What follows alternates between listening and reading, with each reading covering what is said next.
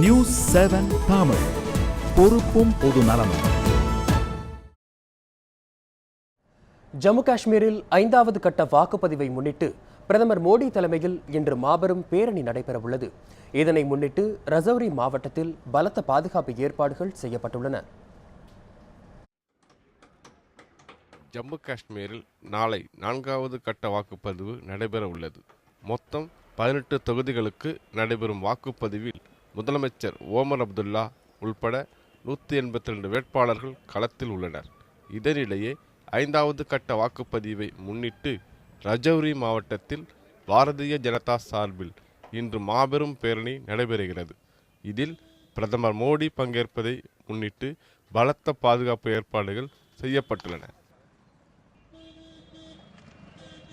தீவிரவாதிகளின் அச்சுறுத்தல் காரணமாக பாதுகாப்பு படையினர் அதிக அளவில் குவிக்கப்பட்டனர். தீவிர சோதனைக்கு பின்னரே வாகனங்கள் அனுமதிக்கப்படுகின்றன.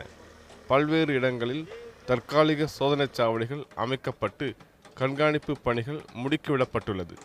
பேரணியில் 1 லட்சத்திற்கும் மேற்பட்டவர்கள் கலந்து கொள்வார்கள் என்று எதிர்பார்ப்பதாக மாநில பாரதிய ஜனதா கட்சி தலைவரான விவோத் குப்தா தெரிவித்தார். மோடியை பார்ப்பதற்காக 1 லட்சம் பேர் வருவார்கள். எனவே பாஜக தொண்டர்கள் அனைவரும் தங்களுக்கு ஒதுக்கப்பட்ட பணிகளை முறையாக செய்து முடிக்கும்படி கேட்டுக்கொள்கிறேன். 3வது கட்ட தேர்தலுக்கு முன்பாக ஜம்மு காஷ்மீரில் தீவிரவாதிகள் நடத்திய தாக்குதலில் 21 பேர் உயிரிழந்தனர். அதே போன்று எந்தவித அசம்பாவிதமும் நிகழாமல் தடுப்பதற்கான நடவடிக்கைகளில் பாதுகாப்பு படையினர் தீவிரம் காட்டி வருகின்றனர்.